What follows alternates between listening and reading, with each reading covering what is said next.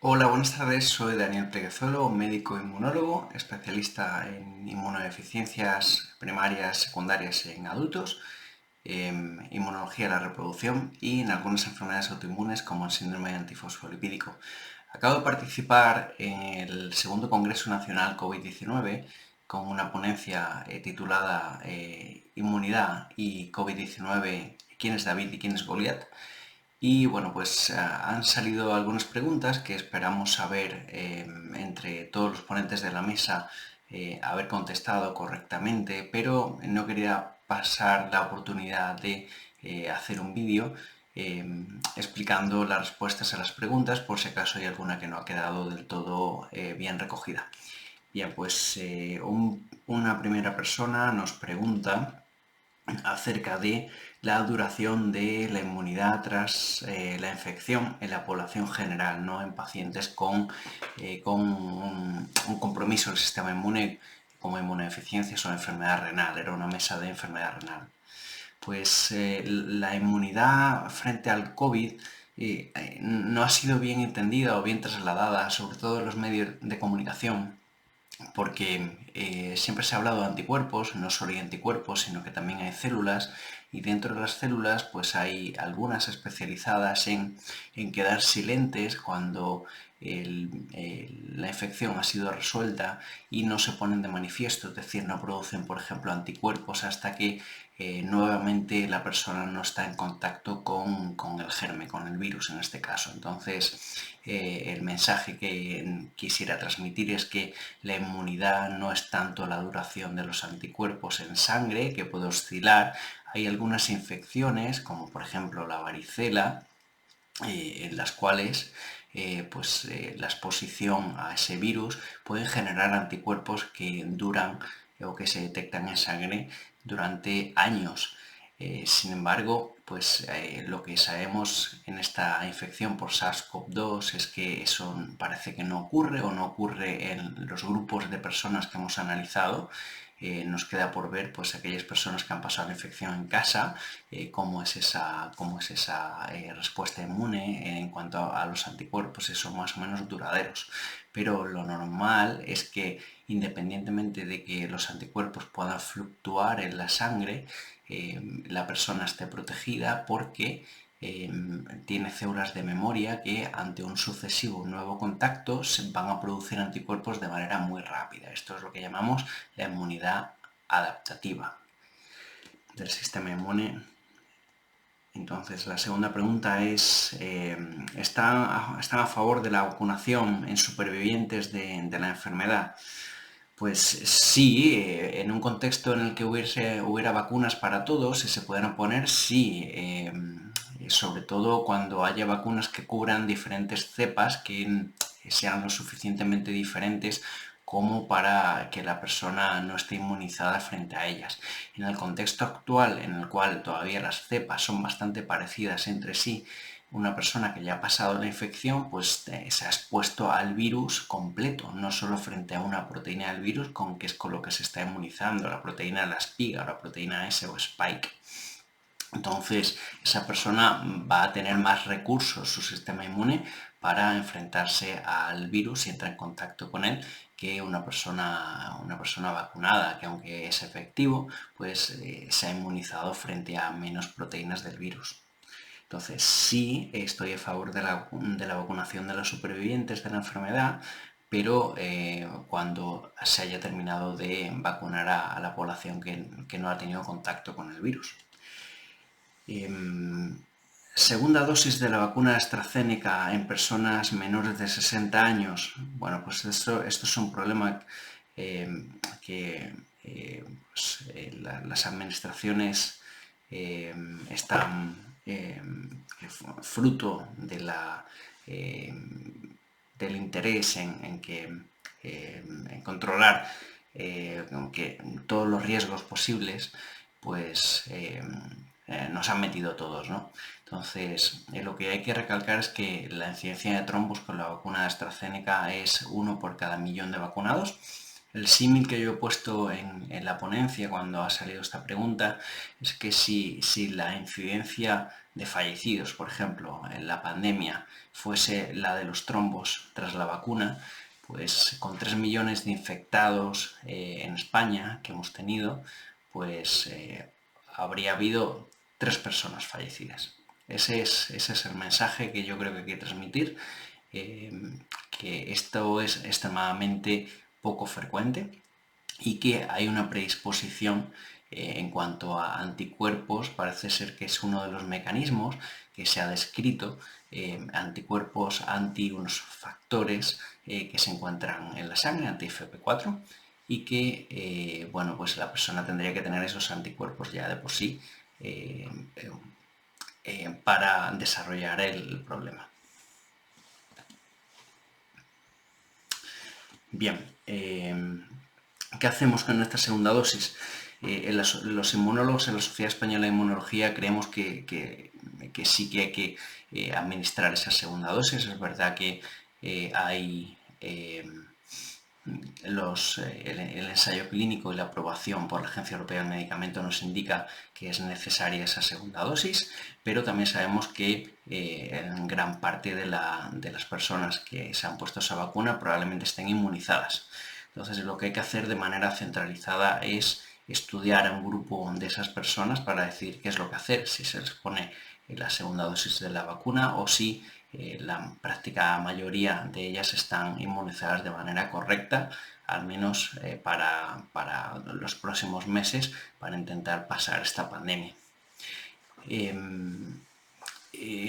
Un mensaje individual es, bueno, usted puede, si se ha vacunado con AstraZeneca, puede solicitar a un laboratorio el estudio de su inmunidad. Esto tiene ciertos riesgos porque no todos los laboratorios que ofrecen estudios de inmunidad llegan a una profundidad tal como para sacar esa conclusión. Entonces es mejor esperar a tener estudios que nos indiquen qué es lo que hacer con los 2 millones de personas vacunadas con AstraZeneca en España. Pregunta otra persona si un paciente que haya pasado la infección, cuando se reinfecta, sus síntomas son peores, su evolución es peor. Bueno, quiere decir que las reinfecciones, pese a lo que se escucha en prensa, en medios de comunicación, son extremadamente infrecuentes y que hay algunos estudios que han salido publicados recientemente, en el mes pasado, pero que tienen ciertas lagunas que nos hacen poner muchos datos en duda. Uno de ellos es en cuanto a el que una persona tenga una PCR positiva no quiere decir que, bueno, quiere decir que está infectado, obviamente, en la mucosa del tracto respiratorio superior se ha detectado virus y eso es porque se está replicando, se está multiplicando en células y eso se puede considerar infección, pero no se podría considerar enfermedad.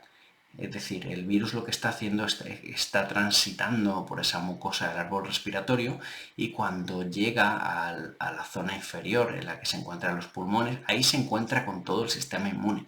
Entonces es extremadamente infrecuente que ocurra una reinfección con enfermedad. Sí podría ocurrir pues diversos síntomas como por ejemplo febrícula o algo de malestar como un cuadro catarral perfectamente, pero no es equivalente a tener una infección con neumonía, con otros problemas similares a la infección o primera infección por SARS-CoV-2. Entonces, bajo este prisma, que es el que hay que leer las reinfecciones, pues una persona, si se está haciendo PCRs continuamente en la mucosa nasal o faringea, podría tener una PCR positiva, pero eso no quiere decir que vaya a tener la enfermedad ni la vaya a desarrollar. Y probablemente en el caso de que fuese algo más, los síntomas sean muy inferiores a los que ha tenido la primera vez. Hay otra pregunta en cuanto a si tras la segunda dosis de la vacuna una persona da negativo. ¿qué es lo que hay que hacer?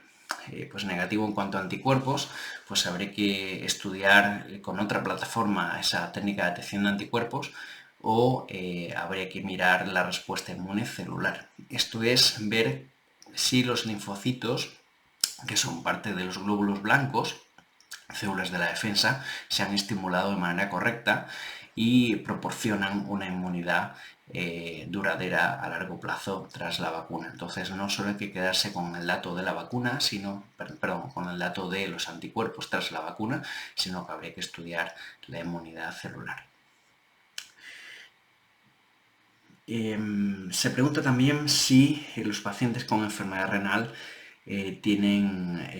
pueden utilizar vacunas con virus atenuados. Los virus vivos atenuados que se utilizan o las vacunas de virus vivos atenuados no se han aprobado todavía por la Agencia Europea de Medicamentos, por la EMA. Hay algunas en marcha que están en desarrollo, pero todavía están lejos de su comercialización. Estas vacunas tienen el virus completo y está atenuado para que no produzca una infección, pero en personas inmunocomprometidas sí se podría dar lugar a esa infección. Por tanto, toda vacuna de virus vivos atenuados está contraindicada en personas con cierto compromiso del sistema inmune o con inmunodeficiencias francas. Por otro lado, pues lo que hay que decir es que las vacunas autorizadas, tanto la de Janssen como la de AstraZeneca, como la de Pfizer o Moderna, no son de virus vivos, sino que la de Pfizer y Moderna están basadas en la aplicación de RNA mensajero, que son las instrucciones para fabricar la proteína S del virus, y la vacuna de Janssen AstraZeneca son adenovirus no replicantes, es decir, que solo esto de virus es solo el mecanismo por el cual se reparte la información genética para fabricar esta proteína S del virus. Por otro lado, ya por último, para terminar, nos preguntan si hay un nivel cuantitativo que se pueda establecer a partir del cual una persona sepa que está inmunizada. Quiero que seamos cautelosos en este asunto porque hay diferentes técnicas y diferentes metodologías para la determinación de anticuerpos. Entonces no todas son iguales, no todas tienen el mismo punto de corte, y creo que hay que ceñirse a cada técnica concreta para establecer un punto de corte a partir del cual establecer si esa persona está correctamente inmunizada. Por otro lado, pues ese es un estudio que todavía no está terminado y que en los próximos meses vamos a tener esa información. Y luego nos preguntan que por qué estos datos que hemos mostrado de respuesta inmune celular no están disponibles en los ensayos clínicos de las vacunas. Sí están disponibles, lo que pasa que hay un sesgo hacia la producción de anticuerpos o a la comunicación de los resultados en cuanto a la producción de anticuerpos, entendiendo que la respuesta inmune se basa en la producción de anticuerpos y no en otras respuestas que tiene el sistema inmune. Sí, en los ensayos clínicos sí se ha comunicado en los estudios previos a su comercialización estos aspectos de la medida de otros factores, otras respuestas de la inmunidad. Pero es verdad que nuestra atención no se ha prestado en eso y bueno, pues la profundidad o el detalle con el cual estamos estudiando otros pacientes que no son inmunocompetentes y que tienen alguna enfermedad de base, pues eso ha quedado fuera de los ensayos clínicos y es a lo que nos tenemos que dedicar. Bueno, pues esta es la información que quería transmitir. Espero que se hayan quedado todas las preguntas. Si no, pues tenéis formas para contactar a través de este canal, o a través de Twitter, o Instagram, o alguno de los otros métodos, y estaré gustoso de contestar vuestras preguntas. Un saludo, buena tarde.